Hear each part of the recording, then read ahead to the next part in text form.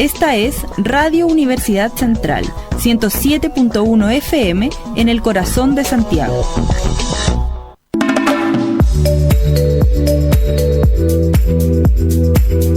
Radio U Central 107.1 FM y radio.ucentral.cl presenta Habitar es Humano, un programa en donde abordan temas del día a día sobre nuestro habitar en la ciudad y la calidad de vida en nuestros barrios, añadiendo una perspectiva fresca y diferente desde el paisaje, lo cual nos permite incluir en la conversación la ecología en la ciudad.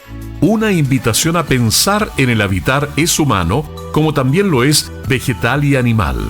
Conduce el arquitecto del paisaje y urbanista ecológico, Ricardo Rivero Celis, la participación de Javiera Lanas Neumann y las siempre interesantes cápsulas de actualidad del arquitecto Uwe Rodemer.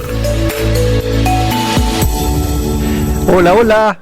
Buenas tardes, otro martes, aquí ya avanzando ya en primavera, martes 26, el primer programa de Habitar es Humano de primavera, así que esa ya es una situación positiva. Saludamos especialmente a nuestros amigos del barrio Almagro, especialmente, como siempre, los vecinos que tenemos como universidad, que son los habitantes de aquí del barrio Almagro, el corazón de Santiago. También invitamos a nuestros auditores a que puedan seguirnos a través de nuestras distintas plataformas. En vivo primero, la radio, el 107.1, que es FM, así como la radio tradicional. Y también otra de las plataformas en vivo es el streaming del radio.ucentral.cl, lo pueden encontrar ahí, y la gracia del streaming es que se distribuye, se disemina en tiempo real a todo el mundo, todo quien quiera ver y escucharnos, porque esa también es otra gracia del streaming, es audio-video. Y también las invitamos a seguir las redes sociales, siempre como Radio U Central, en Instagram, Facebook, Twitter. Y también para quienes quieran escuchar programas anteriores o pero en unos días más, queda grabado todo en dos plataformas, en el Spotify como podcast y también en el canal de YouTube de Radio U Central. Ahí queda en audio y video. Así es que todas las alternativas para que puedan escucharnos, ya sea en vivo o de manera grabada en unos días más, de acuerdo a los horarios que ustedes tengan. Y bien, hoy día vamos a conversar sobre un tema bien importante y que siento que no se ha tratado tan de fondo. Yo creo que tiene que ver con la espectacularidad del tema y por los callos que pisa, como se dice. Y tiene que ver no solo con el habitar es humano, sino que como alargamos esa frase aquí de una manera como lúdica, ¿no es cierto?, con el habitar animal, vegetal, en general con el mantenimiento de los ecosistemas, ¿ah? Y sobre todo de los frágiles ecosistemas. Estamos hablando del tema del famoso y ya famosos socavones de la región de Valparaíso, específicamente en la comuna de Viña del Mar, límite casi con Concón, y vamos a hablar de eso con un experto en el tema. Ha estado en todos los programas de televisión, en CNN, en TVN, en todo, hablando de este tema, y además es parte de la casa, del programa. Me refiero a Uwe Rodemer. Buenas tardes, Uwe. Buenas tardes, Ricardo. Bienvenido a tu casa. Sí, muchas gracias por la bienvenida y un saludo a todas las auditoras y auditores del programa. En el fondo, experto, yo diría, dentro del grupo sí lo he estado siguiendo este tema, y es un tema de larga data. Siempre lo cuento, creo que lo hemos tocado en este programa también antes, no es primera vez, en alguna cápsula también sí mandé alguna información sobre esto. O sea, esto lo vengo siguiendo hace años, y lo que acaba de ocurrir, quizás lo interesante es que cuando uno ve los programas de televisión hoy día que le han dado cobertura a esto, algunos programas de radio, mucha prensa, Sí apareció un personaje nuevo que antes no aparecía en este tipo de fenómenos, que es un geólogo. Y digo en general, porque han habido distintos. Entonces, después, normalmente la composición extraña es el conductor, un geólogo y alguien que se llama abogado. Y alguien como nosotros los arquitectos no estamos, o sea, igual es como interesante como la mirada que le ha dado como la editorial de la prensa a esto. Sí.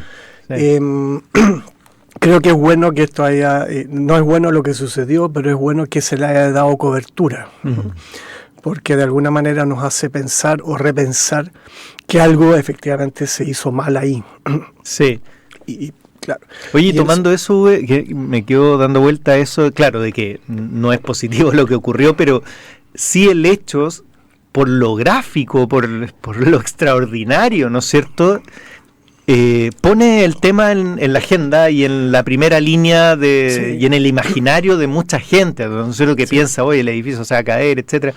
Pero qué bueno porque por otro lado, ¿no es cierto? Qué bueno porque nos hace pensar a todos, creo yo, a todas, a todos, que no es posible construir en cualquier parte, o sea, de que estaremos haciendo bien construyendo en un humedal, en una duna, al borde de las líneas costeras, etcétera. Entonces, creo que se pone en evidencia una temática bien importante de que, como todas las cosas, hay ciertos límites, ciertos bordes que no debiéramos cruzar si es que queremos seguridad, ¿no es cierto?, certidumbre, en nuestro habitar.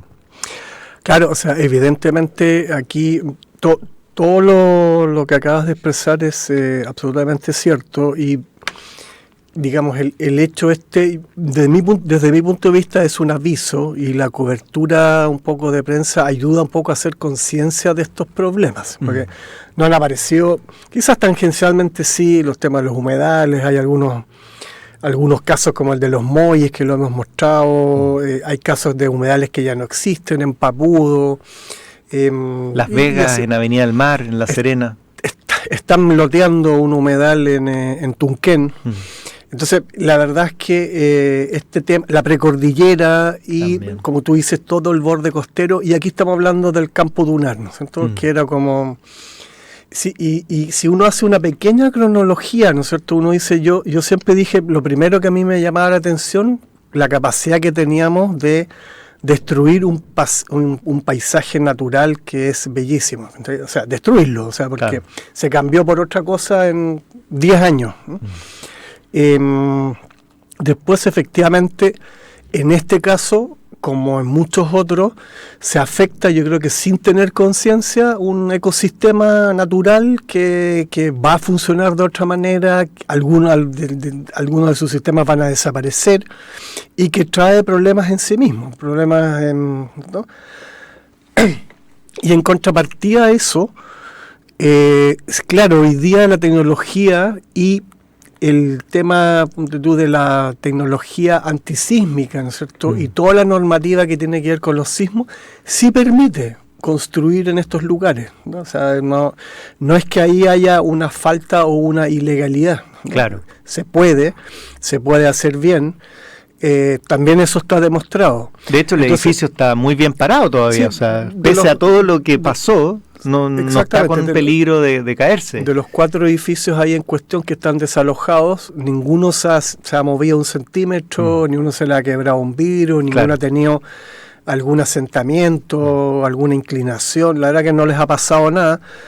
Y probablemente si no tenemos más agua, y ojalá no ocurra que tengamos un terremoto o algo así, creo que no les va a pasar nada. El creo es no saber, ¿no es cierto? Sí. Y esa palabra de incertidumbre sí se produce cuando uno ve las imágenes, ¿no? Porque hay estos 2 socavones que dejan, evidentemente el primer edificio para mí es el que está en alto riesgo, ¿no? Que es que queda como sin toda una masa que efectivamente las fundaciones, a mi parecer, las necesitan, ¿no? Claro. Entonces, ¿dónde está el problema? Que es como la pregunta que uno se hace en los programas. ¿Cuál es el problema? Y ahí, mira, para interrumpir ahí, porque hay que hacer ahí un hincapié en lo que vamos a tratar nosotros aquí de conversar versus lo que han hecho los medios más tradicionales.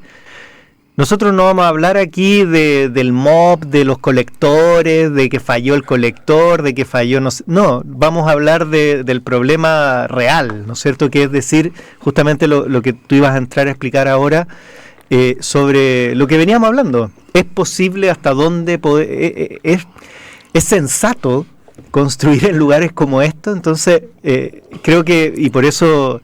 la conversación contigo, que tú has tomado este otro matiz, ¿no es cierto? No intentar vender el sillón de Donoto, sino que ir directo al problema como su causa.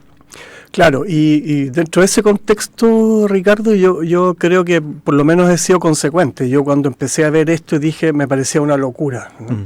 Asimismo digo ahora, no soy de los que sale a dar como la alerta o ponerme como el antifaz y decir, oye, esto hay que votarlo todo. Claro.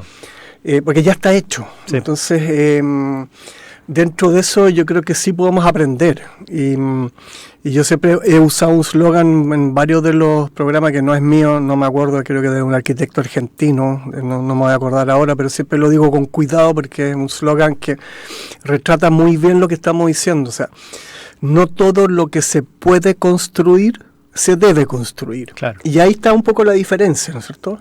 Y la diferencia puede estar, efectivamente, no tiene que ver ni con el MOB. Finalmente, claro, hay instituciones que otorgan permisos, pero creo que el instrumento que más debemos mirar, y este sí también tiene que ver con nuestra carrera, a eso quería llegar al final, ¿no es cierto? Arquitectura del paisaje, me encantaría que esté reconocida para el tema de la construcción de los planos reguladores. Claro. Que son planos territoriales, sí. Unos más grandes que son los regionales, otros más chicos que son los comunales, y hay seccionales en algunas partes dentro de los mismos planes reguladores. Y ese instrumento, para todo efecto en este momento, claro, en el fondo ese instrumento no está correctamente hecho, no está bien hecho porque no tiene la mirada, y esto como una de las conclusiones que uno puede sacar de este problema. Sí, por un lado, está toda la norma sísmica, ¿no? Que se aplica después, ¿no es cierto? Por estar en una fundación clase cero, en el fondo. O sea, aquí el suelo es nada. Claro. Entonces yo tengo que construirlo todo.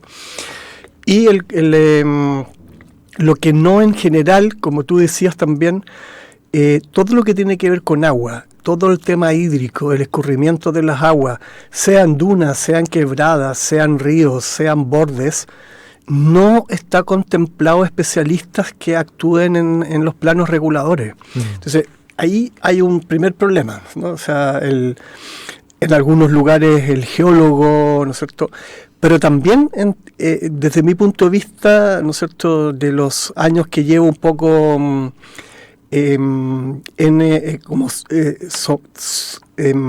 sumido un poco, ¿no es cierto?, en la arquitectura del paisaje. Me parece que el arquitecto del paisaje es un especialista que podría aportar mucho en la construcción de estos planos reguladores. Porque alguien me preguntó, ¿y usted qué es lo que habría hecho? Claro. En este caso, teniendo la tecnología para construir en las dunas, Entonces dije, primero habría fijado una densidad, no la que hay hoy día, digamos. O sea, probablemente habría permitido construir, pero construyendo, dejando algunos ecosistemas, ¿no es cierto? O sea, dejando corredores, dejando espacio entre edificios, ¿no? Nunca llegando a la altura que llegamos, o sea, claro. no salir más alto de la cima natural del cerro. Tenemos los ejemplos de todos los edificios aterrazados de Reñaca, que sí funcionan. Hay uno de los 4 que es un aterrazado, ojo, que yo creo que ese lo van a volver a habitar luego, porque de verdad que a ese no debiera aburrirle nada, ¿no? Yeah. Porque ese tiene una viga inclinada, ¿no es cierto?, reparte mucho mejor la fuerza, es muy difícil que ahí se produzca como una remoción en masa. En cambio los otros son unos postes, digamos, ¿no es cierto?, de mucho peso, de mucha excesiva altura, diría yo, y que están fundados en arena, digamos, ¿no? Oye, después, para el siguiente bloque vamos a hablar de justamente lo que ya vislumbrabas, como todo lo que significa en lo cotidiano para los vecinos, por ejemplo, de toda esa zona, o sea, todo el devalúo, la pérdida de plusvalía, etcétera. O sea, eso lo vamos a dejar como consecuencias de esto para la segunda parte. Pero para seguir indagando en eso, sí, efectivamente tú, Uwe, te refieres como a la incorporación de dos cosas, creo yo, el riesgo, ¿no es cierto? Claro. Estos sistemas que presentan algún riesgo o son vulnerables a ciertos eventos climáticos, y por otra parte todo el tema ecológico, ¿no es cierto? Y ahí también yo pensaba, ¿cuántos ecólogos participan en la confección de los planos reguladores, por ejemplo? Seguramente ninguno. Sí, yo diría que es igual a cero. Claro. No me podría equivocar. Ojalá me equivoque. Sí, ojalá. Porque y yo creo que esto es un buen aviso como para efectivamente incorporar, ¿no? Porque yo digo, cuando hablo de la precordillera también hablo con razón, ¿cierto? La precordillera se está depredando de una manera terrible. Quizás se ve menos porque no están haciendo edificios altos, pero están llenando de loteos zonas que eran absorción de agua, tenían vegetación natural, tenían sus ecosistemas, algunos eran corredores ecológicos declarados, y hoy día están transformados en parcelaciones con casas, y aquí estamos hablando también otra vez de casas de buen nivel, o sea, de gente que tiene poder adquisitivo, que es como lo otro, pero yo aquí no quiero hacer comparaciones, o sea, aquí lo dejamos para más rato, ¿no es cierto? El tema de la plusvalía es un temazo, ¿no es cierto? Porque aquí, quizás lo que me faltó en el recorrido, ¿no es cierto?, que hice, ¿cuál es el problema? Bueno, uno de los problemas es un problema humano, como que es la codicia. Sí. Cuando un negocio funciona, como que se vuelven locos, ¿no es cierto? Y está pasando lo que pasó, porque desde cualquier punto de vista, eso desde el punto... Si tú dices ecología, riesgo, ¿no es cierto?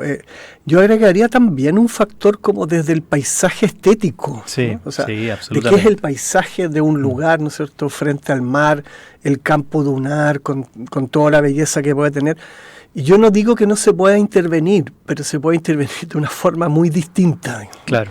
Sí, y ahí incorporar también el punto de... Me acuerdo siempre una respuesta de un gran como un CEO de estos gerentes de las inmobiliarias que una vez le hicieron esta misma pregunta, pero con respecto más bien a la alta densidad que se estaba construyendo en Santiago, que le decían, oye, pero mira esos edificios de departamentos que son invivibles, ¿no es cierto?, que no tienen luz, que son tan densificados.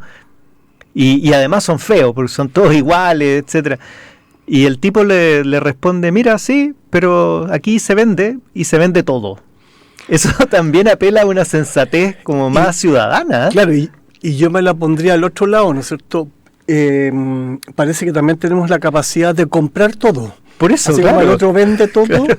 Somos capaces de comprar cualquier cosa. Y eso habla de un tema de educación, ¿no es cierto? Exacto. O sea, cultura y educación. El valor por las cosas, por cosas como justamente lo que tú decías, por el paisaje, por decir, oye, no convendrá mantener esta duna, ya que es única, así, sin nada, o con una intervención más cuidada. Claro, con intervenciones de bajo perfil, que en la totalidad no cambian el paisaje global, ¿no es cierto? Que tenga... Sí. Siempre me lo imaginé, porque me lo han preguntado, ¿no es cierto? Yo no es que hubiese prohibido, porque está bien, si uno puede avanzar, las ciudades se pueden expandir, pero hay formas, claro, ¿no? Que son las que aquí en realidad, desde mi punto de vista, sí, han fallado absolutamente. Y para ponerlo como marco, porque también aquí hay un marco, un contexto que nos excede y que es inevitable, y me refiero con esto a la crisis climática, a la crisis de biodiversidad, y esto significa es ir en contra, porque nos hacemos a nosotros mismos, a nuestras mismas ciudades más vulnerables. Entonces, imagínense lo poco sensato que es autoproducirnos vulnerabilidad. Ahora tenemos miles o cientos de personas, porque en realidad en esos edificios no vive mucha gente, sino que es segunda vivienda la mayoría, pero vive gente en situación de vulnerabilidad a un gran, por ejemplo, una gran lluvia que pueda venir en un futuro, etcétera. Entonces, miren lo antisensatez, lo antirracional que es nosotros mismos ponernos en una situación de vulnerabilidad ante el cambio climático. Y después piénsenlo, para los que son más ingenieros, más economistas, en lo antieconómico que es eso. Porque por que unos privados hagan un negocio, todos nosotros, el Estado, va a tener que ir al rescate de esa vulnerabilidad cuando llegue el momento.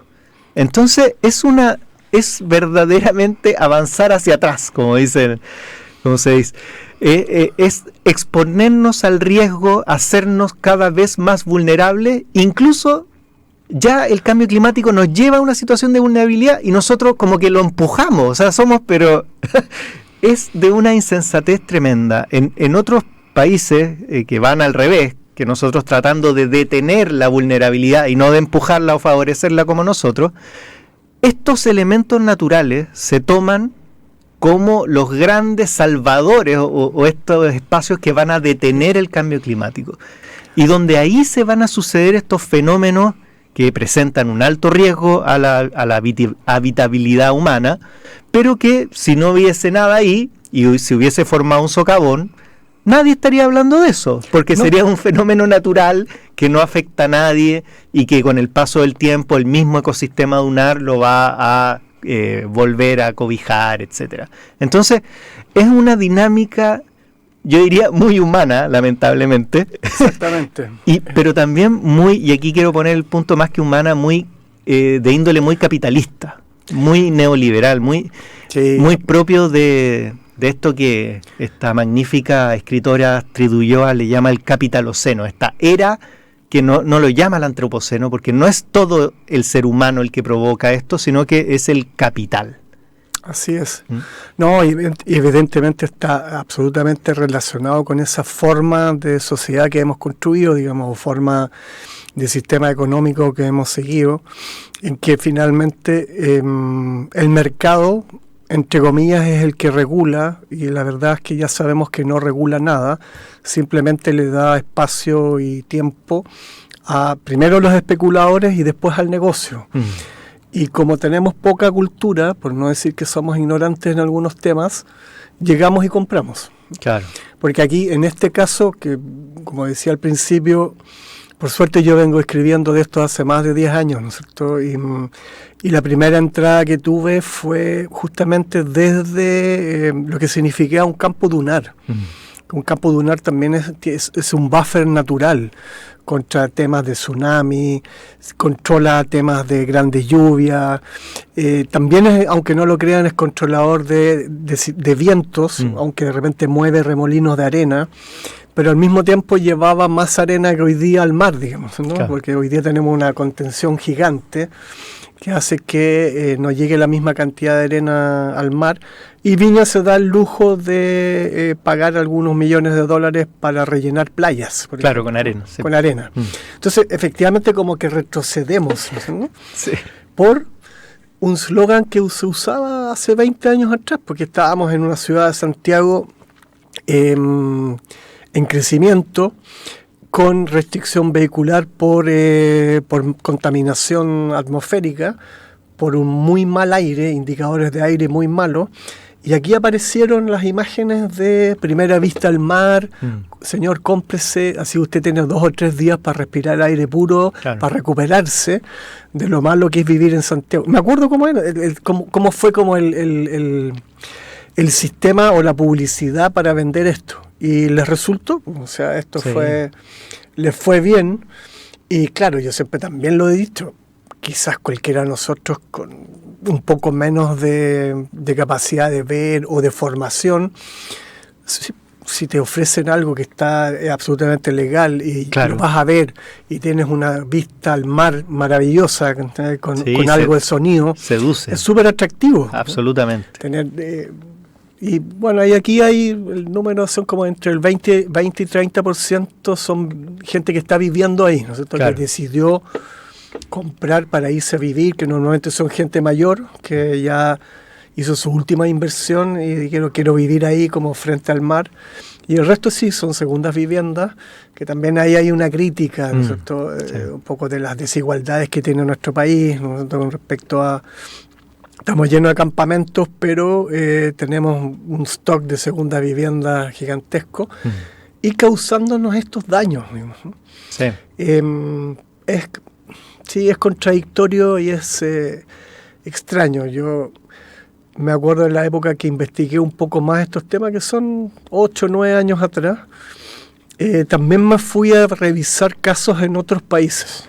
¿Qué había pasado? Porque había tenido la suerte de darme un paseo por la costa azul, después seguí por toda la costa bonita de Italia, con las pequeñas bahías, con un camino costero muy parecido al que teníamos entre Reñaca y Concón, pero Reñaca y Concón hace 40 años atrás, en que había construcciones, había casas. De repente aparecían unos pequeños edificios, pero todo con una medida que nunca te tenías la sensación de que te estaban destruyendo como el paisaje natural. Claro. ¿Ya? Y yo recorrí, 200, 300 kilómetros de esa costa, puede haber sido más, 400. Jamás me encontré. Y hay un lugar en Italia, que lo descubrí después, en que hubo en un lugar, esto no eran dunas, ¿no es cierto?, era una península, construyeron como 20 torres así bien densas, de más o menos 18, 20 pisos, o sea, muy parecido al modelo que vemos allá en Reñaca, Concón. Y bueno, hubo un movimiento de vecinos, hubo un movimiento ecológico, hubo un movimiento de paisajistas, que se reunieron, fueron contra el Estado y finalmente esos edificios se demolieron. Yo esas imágenes las tengo. Y es impresionante ver cómo se recupera un paisaje natural, Sí. ¿cierto? Cómo se había destruido y cómo finalmente se recupera.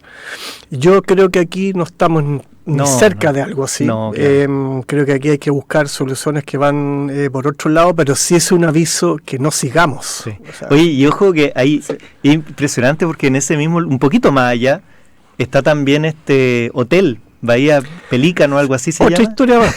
Que también está ahí fantasma porque ese sí se construyó de manera ilegal. Sí. Entonces por eso está, por supuesto, detenido y sin permiso ni nada. Pero es bien impresionante el tema de, como tú decías, de la codicia, de estar ahí, pero Sí. haciendo el negocio máximo. Bueno. Sí. Bueno. Oye, nos vamos a ir a la primera tanda. Como estamos en septiembre todavía, nos queda esta semana, tenemos 2 canciones bien chilenas. No sé si para Felipe también fue vacaciones en la pasada. Sí, ya. Estamos bien. Estamos bien, iba a sacar pica, así que ahora puedo hacerlo tranquilo. No, son 2 canciones chilenas y que tienen un matiz de algo que me tocó hacer en estas vacaciones y que era uno de los pendientes y que creo debería ser uno de los sitios visitados obligadamente por toda la humanidad, o al menos por Latinoamérica, que es Machu Picchu. Así que estuve allá con mi señora, lo pasamos increíble, nos cargamos de energía y por eso viene esta canción de Inti Illimani que se llama Alturas. Nos vemos en un ratito.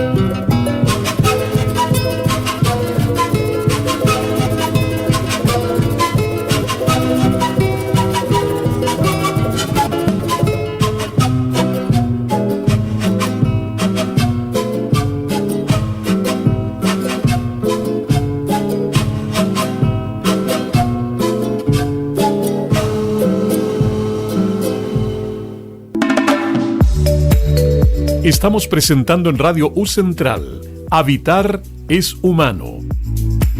Junto al arquitecto del paisaje y urbanista ecológico Ricardo Rivero Celis y las siempre interesantes cápsulas de actualidad del arquitecto Uwe Roveder. Bien, hemos vuelto después de esa inspiradora canción, 15:31, avanza la tarde. Y yo creo que esta es la semana que uno menos tiene ganas de trabajar. Es como volviendo a vacaciones y del 18 además, que es como rudo acá en Santiago. Bueno, en cualquier parte de Chile en realidad es rudo, como que se come harto y se toma harto. Así que yo creo que es de las semanas más improductivas que hay. Y yo creo que también la más improductiva es la última antes de irse de vacaciones. También es como rara. Porque yo creo que los últimos 3 días son como que la mente ya está en otra parte. Sí. Oye, vamos a aprovechar de mandarle un saludo a la Javiera, nuestra coanimadora, que debe estar en unas muy interesantes clases de botánica en este preciso momento. Así que le mandamos un saludo ahí a Javiera. Saludos a Javiera, sí. Oye, y habíamos quedado con... Bueno, volvemos a conversar, a retomar el tema del socavón, ¿no es cierto?, conocido así de una óptica distinta, ¿no es cierto?, en este programa, un poquito más cargado al problema, no voy a decir el problema real, sino que al problema más técnico, ¿no es cierto?, al de más atrás, ¿no es cierto?, al que origina esta situación y no tanto a quién le echamos la culpa, que por qué se cae, no se cae, etcétera.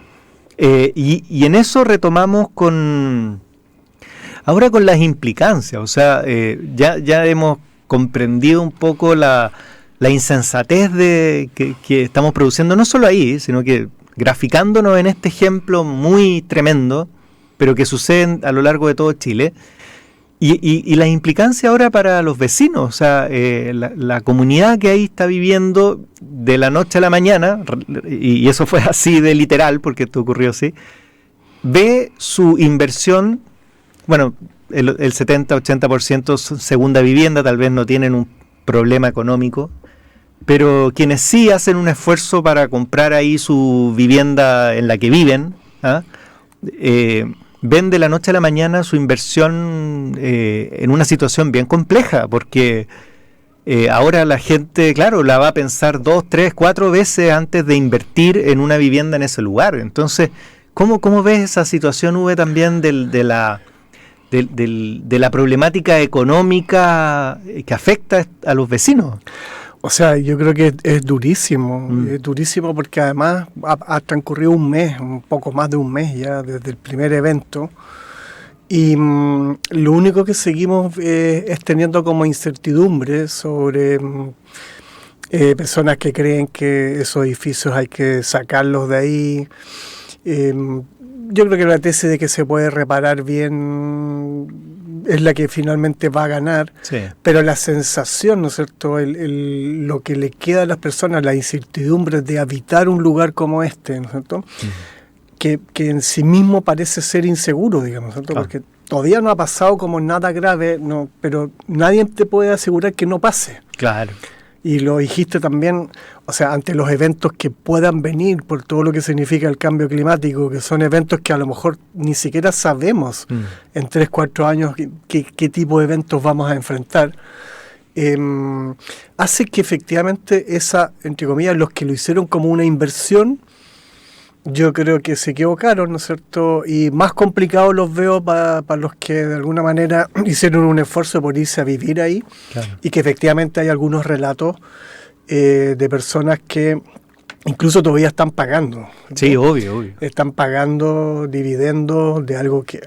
Estamos hablando de un edificio que bordea el $1.000.000 cada departamento, y el que está al lado, el aterrazado, que no me acuerdo el nombre, son más caros aún. Son uno de los edificios más caros que hay en Viña del Mar. Y ahí hay, claro, ¿quién se hace cargo al final? Porque yo soy culpable. Claro.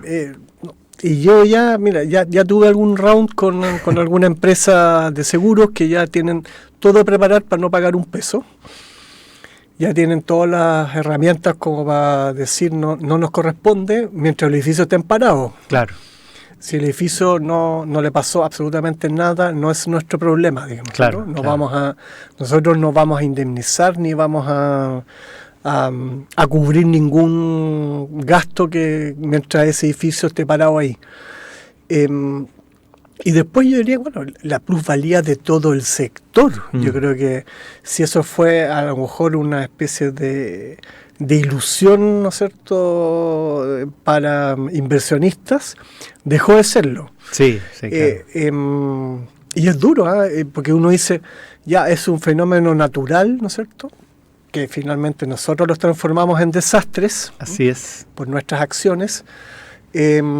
Bastante simple, porque yo aquí tampoco quiero seguir ahondando, que aquí parece que corrió agua por encima, agua por debajo, entonces el efecto que ocurrió es bastante normal, porque estamos hablando de arena en pendiente. Claro. Entonces, que haya una remoción, si es que no están las contenciones de vías, si no está contenido el agua como debe, por eso yo decía, esto está muy denso, entonces la densidad también produce que corra más agua de lo normal, ¿no es cierto? Se impermeabilizó más a otras superficie. Velocidades, Claro. ¿no es cierto? A otros, entonces, que en algunos puntos corra más agua que antes y esos puntos empiezan a ser vulnerables. Y todo eso yo creo que está ausente, ya lo dijimos, ausente un poco de los estudios previos que permiten que esto se haga. Y ahí solamente un paréntesis, yo creo que si algo hay que decirle basta es los más de 40 años que lleva el director de obras de Viña del Mar, porque ahí tengo algunas anécdotas personales. Yo soy viñamarino, ¿no es cierto? Yo trabajé en algunos proyectos, en algunos edificios, no en esa zona. Pero no arriesgues demanda, ¿eh? No, por eso no voy a decir el nombre. Lo tengo anotado, porque me acuerdo. Y tenía un hermano que trabajaba en una dirección de obra acá en Santiago. Estoy como el Daniel Alcaíno, ¿sí? ¿Lo digo o no lo digo? Lo digo o no lo digo, sí. No, pero basta, porque Sí. Está bien, uno escucha al señor y él hace todo bajo el estricto apego a la ley, cosa que voy a decir aquí responsablemente no es cierto, pero al parecer con los instrumentos que manejan o se manejan, estaría todo como debidamente los permisos como otorgados. Hoy día se está cuestionando, se está investigando cómo se hicieron esos planes reguladores, por qué tenían zonas con esa densidad tan alta. Nosotros se está investigando y yo creo que ojalá que se llegue un poco al fondo de quién tomó decisiones ahí y cómo.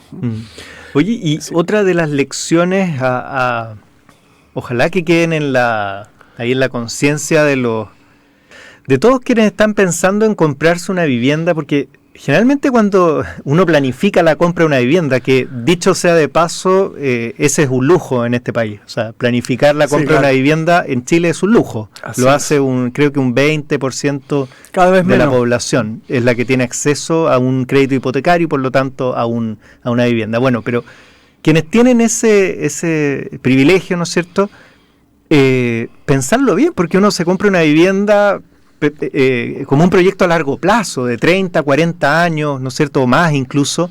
Ya pagarlo son 20 años, así que o más. Entonces es como lo lógico pensar en ese horizonte. Y no olvidar que estamos en un contexto, reitero, de cambio global, de crisis climática, en donde lo que va a pasar en estos 30, 40 años es muy determinante. Por lo tanto, no hacerse un autogol de ser susceptible a la vulnerabilidad. Entonces, ojo con dónde compran lo que está construido, porque, claro, aquí el problema no es que sean construcciones ilegales, generalmente son todas legales, pero vamos revisando, o sea, si sabemos que se drenó un humedal para construir, bueno, entendamos cómo funciona ese ecosistema y qué puede ocurrir en 30, 40 años más. Muy probablemente se va a inundar.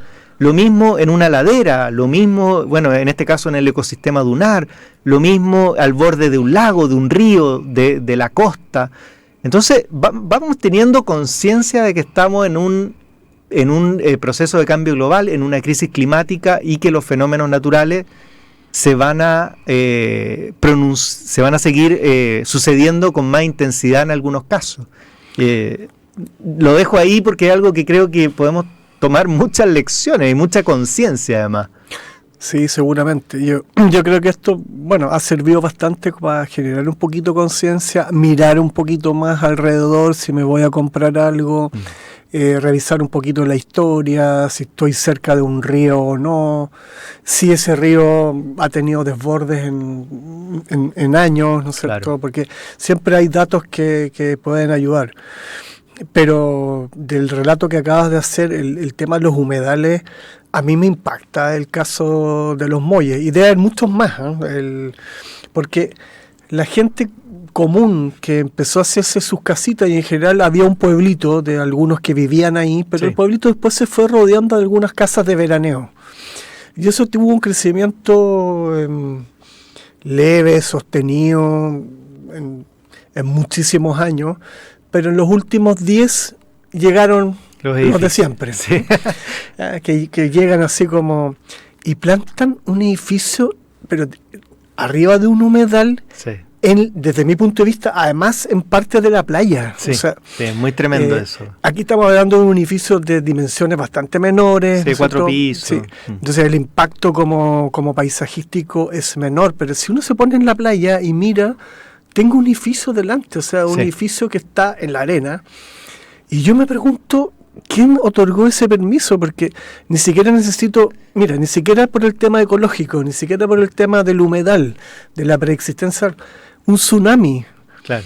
O sea, ese edificio está expuesto, pero absolutamente a... Entonces, era más inteligente el que se construyó una casita, están todos arriba. Claro. y abajo aparecen estos edificios, que uno le da que cuesta explicarse cómo el ser humano va como cayendo en estas, no sé, trampas a sí mismo, y permite que finalmente este negocio...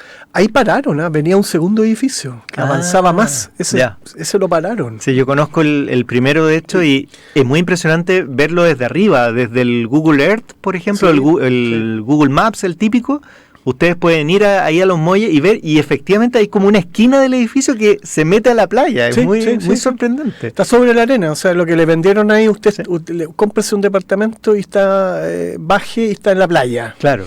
Y bueno, y tú lo estás nombrando porque hace un tiempo atrás se inundó completamente. O sea, lleva 2 inundaciones completas, digamos, porque por marejada, por lluvia, porque como es un humedal, llega agua del interior, ¿no es cierto?, que se acumula ahí. Sí.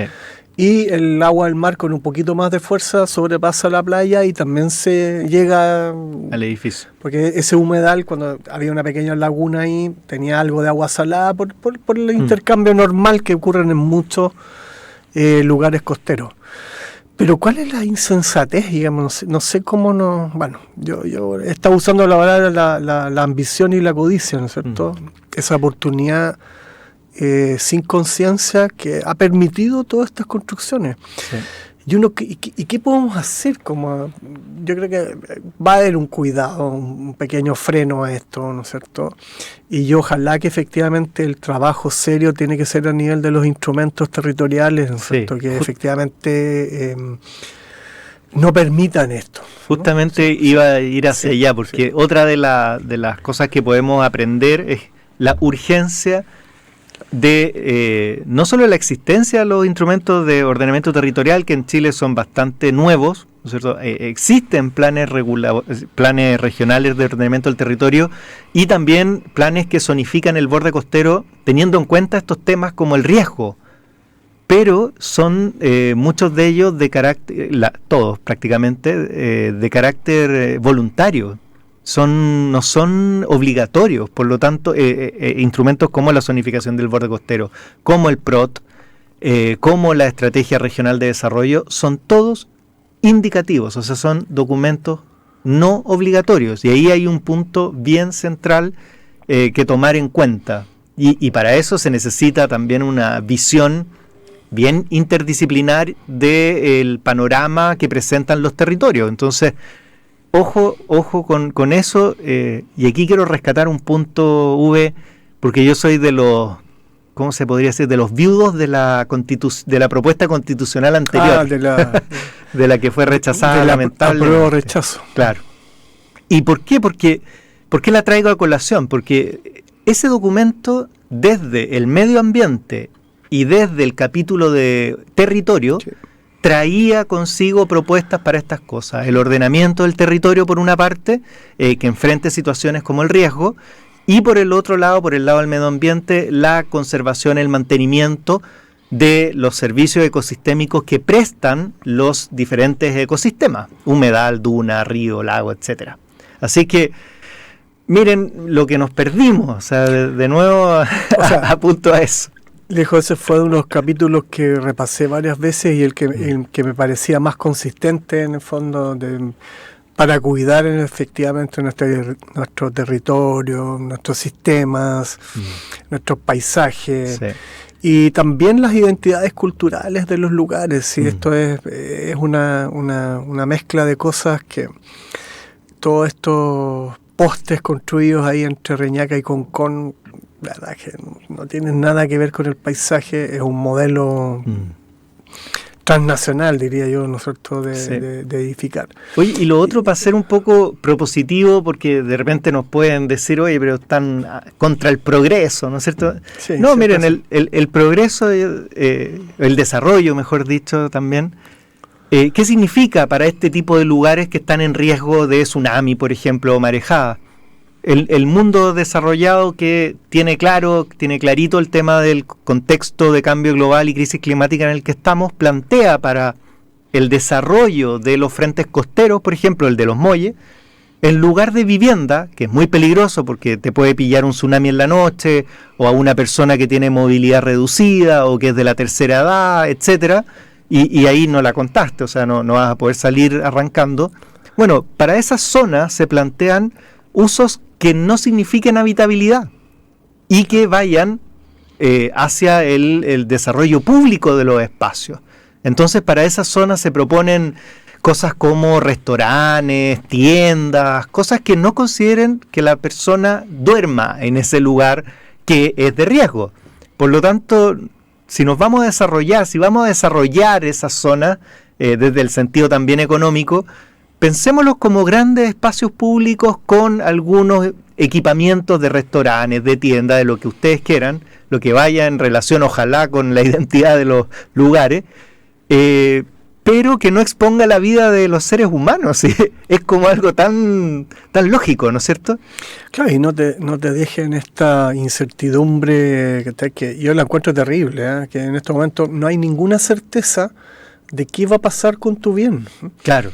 Si alguien va a decidir que es inhabitable, o sea, ya decidieron que por razones en este momento de peligro se declararon inhabitables. Claro, y varios, ¿no es cierto? Son cuatro edificios. Son 4 edificios.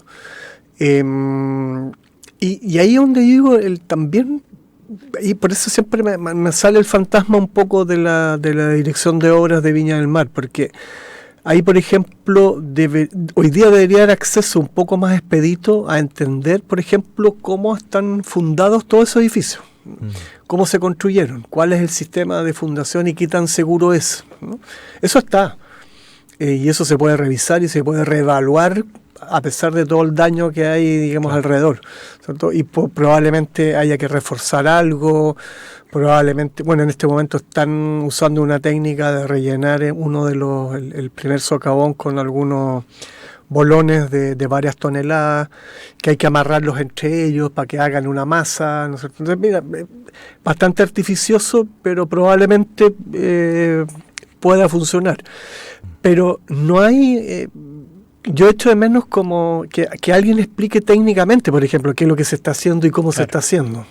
Oye, porque todo aparece así como medio... Te enteras por la prensa, digamos, que de repente ves una grúa que está colocando piedra y no hay como certeza de que eso efectivamente obedezca a un proyecto en que, no sé, haya participado algún geólogo. Me imagino que sí, pero no tengo ninguna certeza. Y qué interesante lo que cuentas, porque de nuevo es ir al revés. O sea, las soluciones puramente ingenieriles, ¿no sé? ya demostraron que no funcionan. O sea, funcionan por supuesto, son temporales, funcionan por un momento determinado, pero siempre que una obra ingenieril pura, sin otra disciplina, interviene un lugar, sustituye al ecosistema natural que está ahí. Entonces, como un ejemplo, porque todos conocemos Avenida Perú, ¿no es cierto?, sí, en Viña del Mar, las marejadas. Ahí hay una solución ingenieril, que es colocar gaviones de concreto para que la ola reviente. Pero eso es una solución que va a durar y ya de hecho ya dejó de ser útil a plenitud, porque cuando hay marejadas de un oleaje extremo, la ola, por supuesto, que pasa por arriba e inunda de todas maneras la primera línea. Entonces, lo que quiero decir con esto es que avancemos hacia unas soluciones que tengan que ver con la naturaleza, las soluciones basadas en la naturaleza, que son estrategias, que son herramientas que permiten primero o nos desafían primero a entender cómo funcionan los ecosistemas, para después poder diseñar soluciones tomando esas respuestas. Y ahí en la duna ojalá se hubiesen dado ese trabajo mayor de haber dicho, bueno, ¿cómo funciona un ecosistema dunar? Y vamos recreándolo, pero no artificialmente, sino que naturalmente, por supuesto, con obras. Claro, y probablemente esa obra puede tener forma de viento. Mira, se me ocurren mil maneras, sí, pero no los postes que construimos. Claro. Es como... Y siempre que en la imaginación, claro, de los arquitectos, yo decía, la gente perfectamente, hoy día está todo ocupado, y siguen hacia arriba, pero siempre dije, atrás, arriba de la meseta, que también es arena, pero por lo menos es plano, no tiene este nivel de pendiente, ¿cierto? Probablemente ahí se podía haber densificado, bueno, se densificó, digamos, ¿cierto? Ahí está. Y ese lugar el que da al mar, ¿no es cierto?, que es la duna, ¿no es cierto?, natural, siempre lo pensé como un lugar mucho más público, ¿no es cierto? Claro, quizás para llegar en bicicleta, con algunos miradores, quizás algún restaurante, ¿no es cierto?, algún equipamiento, como tú decías, pero no llenarlo de edificios. Si al final alguna similitud tiene esto con... quizás es mala la comparación, pero los mismos errores es construir por construir soluciones habitacionales en Estación Central. Y hoy día tenemos que agregar San Miguel, y tenemos que de repente agregar Recoleta, Independencia, Santiago Centro, que está hiperconstruido, ¿no es cierto?, y que las formas de vida finalmente no son muy buenas. Oye, ese es un buen tema para un próximo capítulo, ¿no? El impacto de densificar las ciudades consolidadas como esta. Ahí hay un tema interesante para otro capítulo, porque este ya va terminando. Ya nos hizo la seña Felipe, así que el jefe manda. Y bueno, te agradecemos, Uwe, por darte el tiempo de venir físicamente y no solamente en voz en la cápsula. Sí, muchas gracias. Siempre es una buena oportunidad de conversar un rato con nuestros auditores y auditoras. Sí, pues y nosotros nos quedamos con otra canción de estas místicas, pero también muy chilena, poema de Pablo Neruda, ¿no es cierto? Este es Los Jaivas con Sube a nacer conmigo, hermano. Nos vemos el próximo martes.